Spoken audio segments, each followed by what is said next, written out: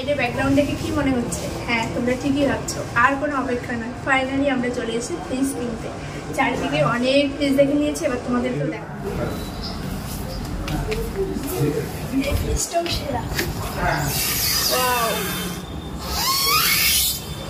আর আমাদের টার্গেট আছে হয় ওয়ালপুল আর না হলে এলজি, ডাবল ডোরের মধ্যে নেওয়া হবে। Hello everyone, good morning and welcome back to our new blog. আশা করছি তোমরা সকালেই অনেক ভালো আছো। কিন্তু এই গরমে কী করে ভালো থাকা যায়? কখনোই না। তোমরা যেমন আছো আমিও ঠিক তেমনটাই কিন্তু আছি, প্রচণ্ড বাজে অবস্থায়। কিন্তু কী আর করা যাবে, রান্নাবান্না, সংসারের কাজকর্ম এগুলো তো করতেই হবে। তো একদম রান্নাবান্না থেকেই কিন্তু আজকের ব্লগটা আমি স্টার্ট করলাম। দেখো, কথা বলতে বলতেই আমার গলার ভয়েসটা কেমন একটা হয়ে যায়, আমি জানি না কেন এরকম হয়, আবার ঠিক হয়ে গেল। যাই হোক, ডিম আলু দুটো একসঙ্গেই সেদ্ধ করে নিলাম, কারণ একটু তাড়াতাড়ি রান্নাটা হয়ে যাবে। সকালবেলা যেহেতু একটু তাড়াহুড়ো থাকে। আচ্ছা, একজন দিদিভাই আমাকে কমেন্ট করেছো যে সবজিগুলো আগের দিন কেটে রাখবে, তাহলে সকালে তাড়াতাড়ি হবে। সেটা না আমি শীতকালে করতাম, কিন্তু এখন তো গরমের সময় এমনিতেই নষ্ট হয়ে যায়, আরও কেটে রাখলে আরও বেশি শুকিয়ে যাবে, সেই জন্য আর রেডি করে রাখা হয় না। আর একটা কথা বলি, এখনকার আলুগুলো এত বাজে কেন কি জানো? যদিও বা এর আগে যখন আমি বাজার থেকে নিয়ে এসেছিলাম সেগুলো কিন্তু এতটাও খারাপ ছিল না। আর এখন আলুর কিলো তো অনেকটাই দাম। তো এই আলুগুলো না প্রচণ্ড পরিমাণে খারাপ ছিল, কারণ আমি ডিমের সঙ্গে দেখো হালকা করে একটু সেদ্ধ করে নিয়েছি। তারপরে আবার ঝোলের মধ্যে কতটা জাল হয়েছে, তারপরেও আলুগুলো সেদ্ধ হয়নি, মানে এত ভেতরে শক্ত, খুব বাজে লাগছিল। আর মিষ্টি মিষ্টি একটা খেতে, একটা আলুও খাওয়া যায়নি, সব কিছু ফেলে দিতে হয়েছে। আর তোমার দাদাভাইও খুব রেগে যাচ্ছিলো যে কেমন আলু সত্যি। তো যাই হোক, এই যে 4টে ডিম সেদ্ধ করে নিয়েছি, কারণ এখন একটা আমি হালকা করে একটু ভেজে নিয়ে তারপরে খাবো। তো কী হয়েছে, ভাজতে গিয়ে একটা আবার ভেঙেই গেছে, মানে কী আর করবো, সেটা আমাকে এমনি খেয়ে নিতে হয়েছে। আর তোমার দাদাভাইকে 2টো করে ডিম দিতে হয়, না হলে ও আবার ভাত খেয়ে মানে তৃপ্তি পায় না। ও সেটা সবসময় বলে যে খাওয়ার মধ্যে খাই শুধু একটু ডিম, তাও যদি একটা ডিম দিয়ে ভাত খেতে হয় তাহলে পেট ভরে। তো ওই জন্য ওকে 2টো করে ডিম দিতে হয়। তো এই যে এই ডিমটা দেখো একদম ভেঙে পরে আরও খুলে গেছিলো। যাই হোক, ডিমের ঝোল করছি, আর কোনো কিছুই করছি না, কারণ সবজিটা না আগের দিন সেভাবে আনা হয়নি দোকান থেকে। তো ওই জন্য শুধু ডিমটাই আজকে করে নিলাম। আর আজকে আমি একটু কাজে বেরোবো, সেই জন্য তাড়াহুড়ো করে শুধু এই এক তরকারি রান্নাটা করেছি। ওই যে তোমাদেরকে আগের ভিডিওতে বলেছিলাম ITCRPর কাজ শুরু হয়েছে আমার। তো সেইটা না তোমরা আমাকে কমেন্ট করেছিলে একজন, যে তুমি ITCRPর কাজ করছো, তুমি কি এখনও পেমেন্ট পেয়েছো সেখান থেকে? তো অনেকেই কিন্তু পেমেন্ট পেয়েছে, যারা অনেক আগের থেকে কাজ করেছে, কিন্তু আমি শুধু একবারই কাজ করেছি, VRPর যে কাজটা ছিল সার্ভে করা, তো সেইটাই শুধু করেছি। তো সেই পেমেন্ট আমি এখনও পর্যন্ত পাইনি, আর কবে দেবে এটা কোনো ঠিকও নেই, জানো তো। 6 মাস 9 মাস পরেও দিতে পারে, এরকম একটা ব্যাপার। তো যাই হোক, আমি আজকে থেকে কাজটা শুরু করব, সেই জন্য সকালবেলা তাড়াহুড়ো করে রান্না করে তোমার দাদাভাইয়ের সঙ্গেই বেরিয়ে গেছিলাম।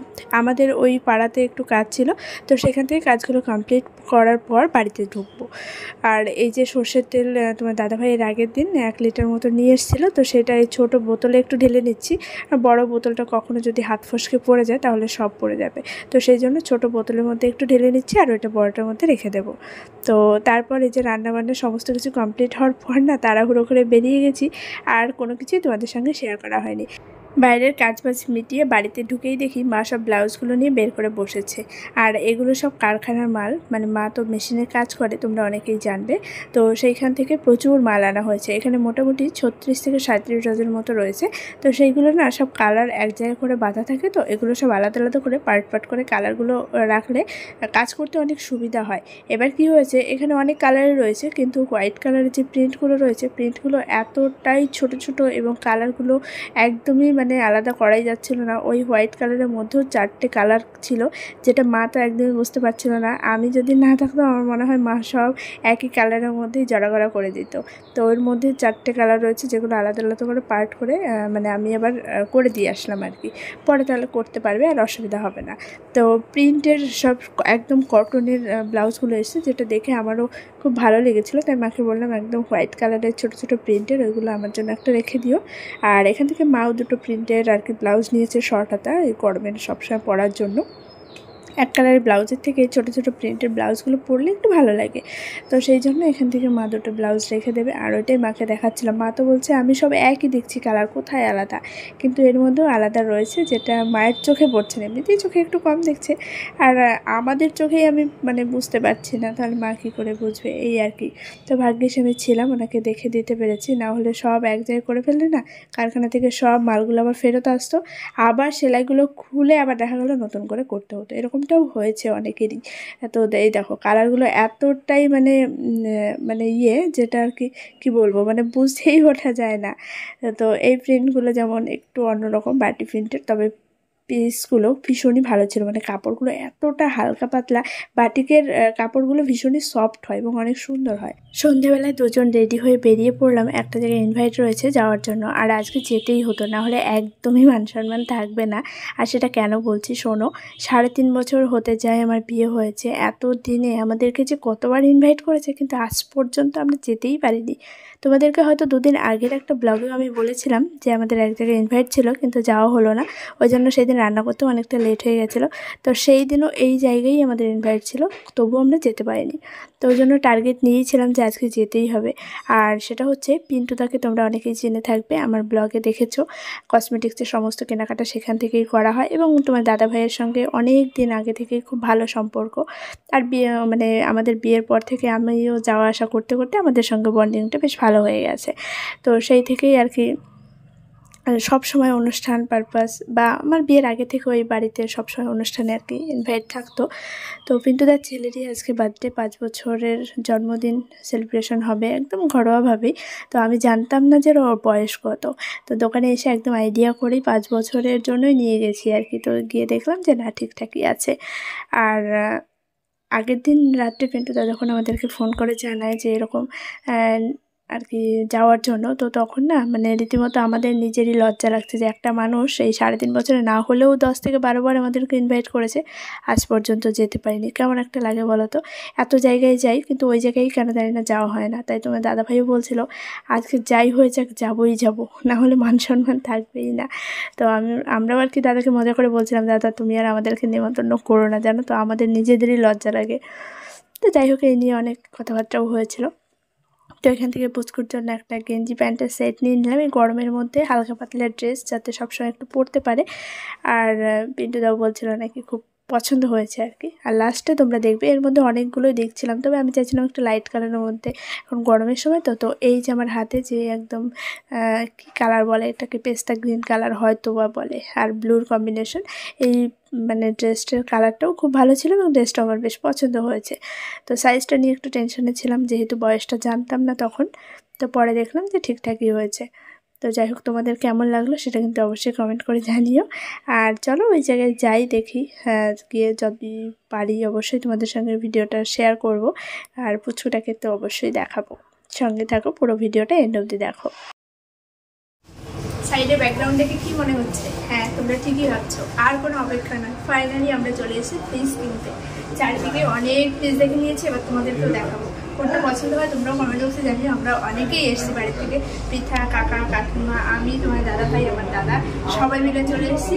হ্যাঁ, এসেছিলো আরও অন্যান্য কাজ রয়েছে, তার জন্য এখানে আবার আসা হলো। তো চলো কোন ফ্রিজটা দেখা যাক, নেওয়া যায় আর কি। এখানে যে কত ফ্রিজ আমার মনে হচ্ছে সেটাই নেওয়া দরকার, কিন্তু সবকিছু তার নেওয়া যাবে না, তার মধ্যে একটাই নিতে হবে। আর ওইদিকে তোমার দাদা ভাই ওটা দেখছে, এদিকে একটা দেখিয়ে দেবো। এই ফ্রিজটাও সেরা। আর আমাদের টার্গেট আছে হয় ওয়ালপুল আর না হলে এলজি, ডাবল ডোরের মধ্যে নেওয়া হবে। তো ওই জন্যই আর কি দেখা হচ্ছে। আর তোমরা এতক্ষণ থেকে কী ভাবছো, আমাদের জন্য ফ্রিজ দিচ্ছি না, কখনোই না। পৃথা আমার ভিডিও ক্যামেরা করে দিচ্ছে, আর পৃথা নেবে মানে কাকাদের জন্য আর কি নিতে এসছে কাকারা। তো আমরা বাজারে এসেছিলাম, আমাদের এক জায়গায় ইনভাইট রয়েছে, তাই এবার আমরা দেখতে আসলাম। চলো এবার দেখাই আসল ফ্রিজ, যেটা পছন্দ হয়েছে। খুলে দেওয়া ওই সাইডে একটা ওয়ালপুলের ছিল, দেখেছো? ওটা ডাবল ডোরের, সেম কালার, 29,500 টাকা। ফাইন্যান্স করবেন? আমি কিছু বলবো না কিন্তু কথা হয়ে গেছে আমি কিন্তু একটা কথা বলবো না ফাইন্যান্সে একটু ডিসকাউন্ট হয় কি না দুজনেই কাজ করে একই ফাইন্যান্সে ফাইন্যান্সে যেটা বাড়তি এদিকে দেখ এদিকে আগে রাখ একদম আমি কেটে এরপরে আমরা নেব এসি ফ্রিজটা হলো তারপরে এসি নেব তারপরে নেব ওয়াশিং মেশিন একটা করে নিয়ে সব ঘরের সমস্ত কিছু মোবাইল নাম্বার টিভি লাগছে টিভিতে সব দেখা যাচ্ছে। হ্যাঁ ফ্রিজগুলো বেশি ভালো লাগে দেখতে মডেলটা খুব সুন্দর লাগে ওই এলজির ওই মালটা খুব সুন্দর হয়েছে চলো তোমাদেরকে তো দেখানোই হলো না যে কোনটা আমাদের নেওয়া হলো আর কি ফাইনালি মানে আমাদের না কাকা নিয়েছে আর তুমি আগে ভাইবে দাও ওই তো আমাদের সবার কি যেটা এই ফিশটা তো বিশাল ভালো লাগছে। অনেক বেশি জায়গা অনেক বেটার হচ্ছে খুলো খুলো খুলো ফাইনালি এই ফ্রিজটা সিলেক্ট করা হয়েছে সবার পছন্দের অনেক জায়গা বেশি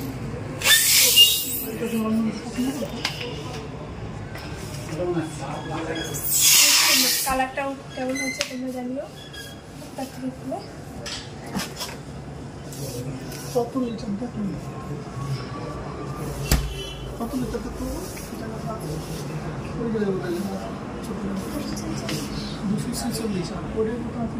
একদম ঝটপট সন্ধ্যাবেলায় রেডি হয়ে চলে এসেছি বাজারে আর এখান থেকে এই যে পিঠা ওরা একটা ফ্রিজ নিল তো সেই ফ্রিজটা নেওয়া হয়ে গেছে ওখানে সব পেমেন্ট হচ্ছে আর আমাদের আছে এক জায়গায় ইনভাইট বাজারেই ওই জন্য আমরা মানে একদম রেডি হয়ে এসেছি তারপর দেখলাম কাকারা সব বাজারেই আছে তাই জন্য আবার এখানে একটু ঢুকলাম এখনও আমাদের ওই জায়গায় একটু লেট আছে ওই জন্য দেখা করে আবার বাজারে চলে এসেছিলাম তো ফ্রিজটা নেওয়া হয়ে গেছে তোমরা তো দেখলে এই যে ওয়ার্লপুলের এটা বেশ পছন্দ ছিল ওয়ার্লপুলের এটা এবং এলজির এটা সেম মানে মডেল আর কি দেখতে একই রকম লাগে কালারটাও বেশ একই তবে এলজির ওইটা একটু বড় এটা একটু ছোটো তো ওই জন্য এলজির ওইটাই সিলেক্ট করা হলো আর কালারটা কেমন হয়েছে অবশ্যই কিন্তু কমেন্ট বক্সে জানাতে বলো না আমার তো ভীষণ পছন্দ এরকম এই যে প্রিন্টের ফুলের এসবের থেকে না এগুলো অনেক বেশি স্ট্যান্ডার্ড লাগে অনেক বেশি স্মার্ট লাগে দেখতে তো এটাই ফাইনালি মানে এটা না এরকম সেম কালার হচ্ছে এলজির সিলেক্ট করা হলো 246 লিটার করে যাই হোক আমরাও আসবো এইরকম ফ্রিজ দেখলে না মাথা খারাপ হয়ে যাচ্ছে মনে হচ্ছে যেন কবে আমরা নেব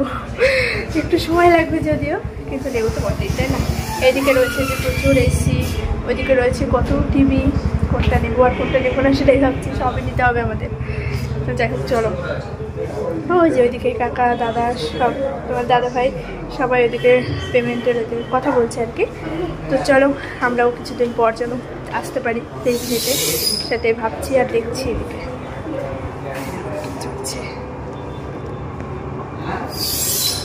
আর ওইদিকে রয়েছে কত মিক্সি তারপর প্রেশার কুকার যেটা দেখছি সেটাই তো মনে হচ্ছে পছন্দ হয়ে যাচ্ছে নিয়ে যাই এরকম একটা ব্যাপার কিন্তু ইচ্ছে করলে কি আর সব কিছু হয় তাই না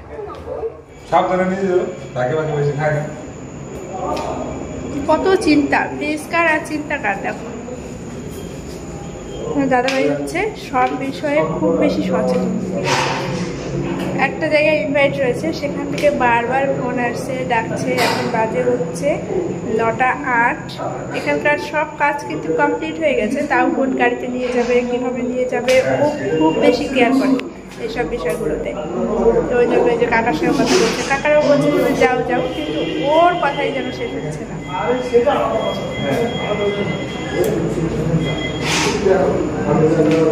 দেখি যাবো একটা জায়গায় ইনভাইট করতে সেই পক্ষ থেকেই বলছি সেটা হচ্ছে পিন্টুদার ছেলে পিন্টুদার দোকানে আমরা খুব চাই তোমরা দেখছো আচ্ছা এবার বলো যে ফ্রিজ থেকে বেরিয়ে এখন কেমন লাগছে আমার এই জায়গাটা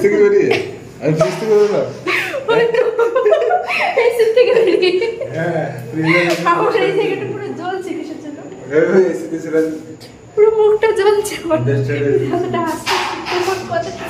এমন সময় বললাম আচ্ছা আর আরেকটা করে আমরা কবে আমরা পারলে দেবো কেমন কথা বলো কেন পারবো না নিজের প্রতি কনফিডেন্স নেই নাকি তুমি বললে আমি নিয়ে যাচ্ছি এখনই কেন খুব তাড়াতাড়ি আসবো দেখো কথা শুনে হাসছে চলো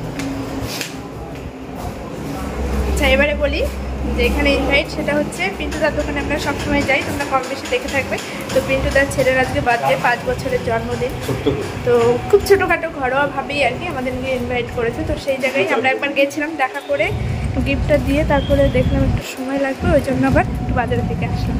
তো এখন আবার চলে যাবো সেই জায়গায়।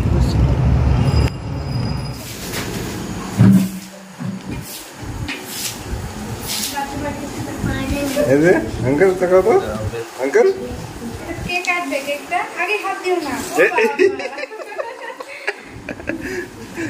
देखे मैंने जी আমাদের বার্থডে বয়, আর ওই হচ্ছে কেকটা দেখে দেখো না पिंड तक चिल्ली मुश्किल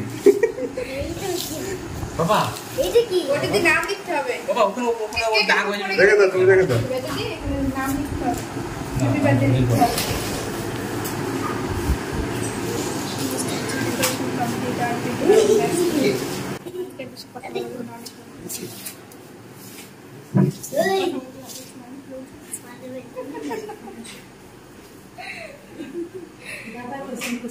আমি সব কিছু রেডি কে সাজিয়েছে বার্থডে বয় নিজেও গেছে।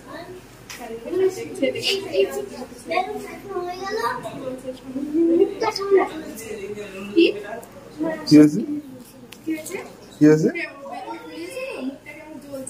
তাই তাহলে মনে হয় তুই তো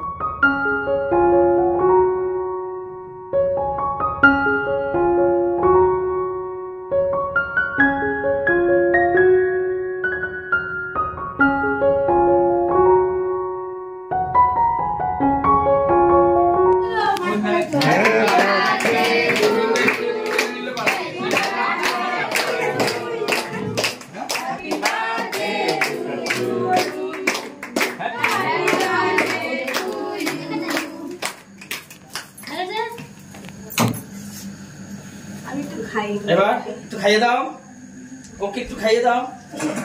আমি দিচ্ছি মামাকে দাও, মামাকে দাও। আর মামা পায়েস খাও। এই,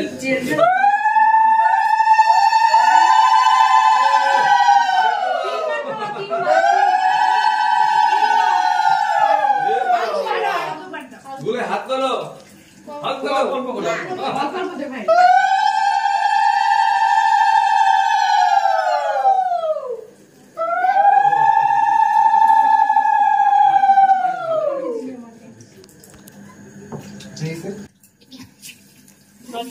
ওইগুলো তো হাত তোলো। হয়ে গেছে। এরকম করে কথা ভাই এতেই যাবে, এতেই যাবে।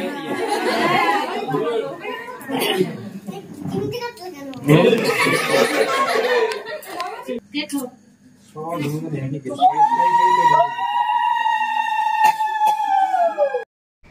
একদম ঘরোয়াভাবেই জন্মদিন পালন হলো। আর এই হচ্ছে বার্থডে বয়ের ঠাম্মা। তো সবাই ওকে আশীর্বাদ করছিল। আর তোমরাও অনেক অনেক উইশ করে দিও, ও যেন ভালো থাকে, সুস্থ থাকে এবং বড় হয়ে একজন মানুষের মতো মানুষ হয়। তো যাই হোক, খুব খুব মিষ্টি একটা বাচ্চা, মানে ও যে এত এত কথা বলে না, জাস্ট পাগল হয়ে যাবে, এত কথা বলে। আর দেখো নমস্কার করার স্টাইলটা জাস্ট দেখো। তো যাই হোক, ভীষণই কিউট এবং অনেক পাকা পাকা কথা বলে। আর এই হচ্ছে পিন্টুদা, এখন পিন্টুদাও আশীর্বাদ করে নেবে। তারপর আরও যারা যারা বড়রা রয়েছেন সবাই এখন একে একে আশীর্বাদ পর্বই চলবে। তবে এখানে রিচুয়ালসটা একটু অন্যরকম, অনেকের মধ্যে থাকে না এইসব রিচুয়ালস, তবু ওই বাচ্চাদের আবদার মেটানোর জন্য করতে হয়, তেমনটাই আর কি। ধান রোববার দিয়ে আশীর্বাদ করা বা কেক কাটিং করা সেই জিনিসগুলো না নেই, শুধু ওই পায়েস খাওয়াতে হয় 3 বার করে, ব্যাস, তারপরে আশীর্বাদ করে। তো এটাই আর কি, একটু অন্যরকম দেখলাম। আর তারপরে খাওয়া দাওয়া একদম ঘরোয়াভাবেই হয়েছিল এবং প্রত্যেকটা আইটেম জাস্ট অসম্ভব টেস্ট ছিল, মানে সেটা নিয়ে আলাদা করে বলার কিছু নাই। খেয়ে আমাদের যে কী অবস্থা হয়েছিল গরমে, আর শাড়ি পরে আমি তো এমনি নাজেহাল, তার মধ্যে এই প্রচণ্ড গরমে শাড়ি পরে অনেকটা সময় থেকেছি, তো খুব কষ্ট হচ্ছে। কেক কাটিং পর্ব কমপ্লিট। আর আমি তো এসে আগেই গিফটটা দিয়ে দিয়েছিলাম। এখন খাওয়া দাওয়া করে বাড়ি চলে যাব। খাবারের মেনুতে অনেক কিছুই ছিল, সব কিছু ভিডিও করা সম্ভব হয়নি। পাঁপড়, ডাল, তারপর হচ্ছে পটল চিংড়ি, তারপর ছিল মাছ, মাংস, ফ্রাইড রাইস, তারপর চাটনি, পাঁপড়, মিষ্টি, আইসক্রিম, প্রচুর রকমের কিছু, এবং ভীষণ টেস্টি ছিল খাবার। তো আগের দিনকার মতো আজকের ব্লগটাও একদম খেতে খেতে এন্ড করছি। চলো দেখা হচ্ছে আগামীকাল আবার একটি নতুন ভিডিওর সঙ্গে। বাই।